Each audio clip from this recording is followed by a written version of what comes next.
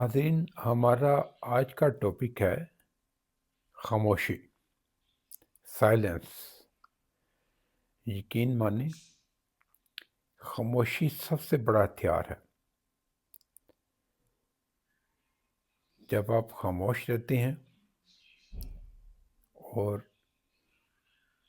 कुछ टॉक्सिक लोग आपकी ज़िंदगी में हैं जो आपको उकसाना चाह रहे हैं कि आप बोलें, बुरे लफ्ज़ यूज़ करें, जब आप खामोश रहते हैं तो आप उनका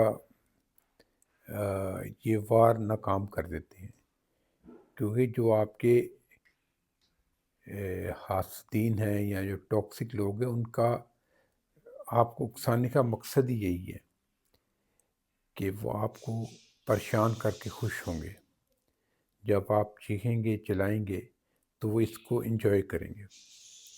वो बड़े ज़हरीले जुमले बोलेंगे, आपको तैश दिलाने की कोशिश करेंगे, लेकिन आपने उनका ये वार नाकाम कर देना है।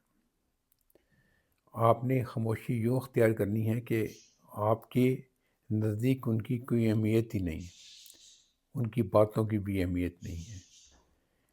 आपने ये ज़ाहिर करना है कि आप उनको इस काबिल ही नहीं समझते कि उनकी किसी बात का जवाब दें।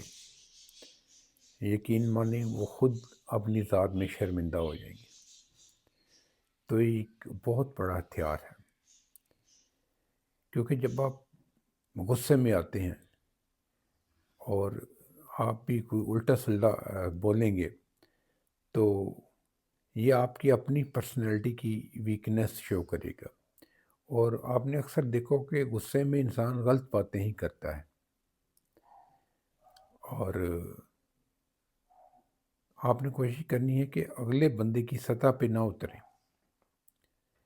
कि अगर वो चीप गुफ्तगू कर रहा है, चीप बातें कर रहा है, घटिया बातें कर रहा है, तो आपने उसको उसी की ज़ुबान में जवाब नहीं देना।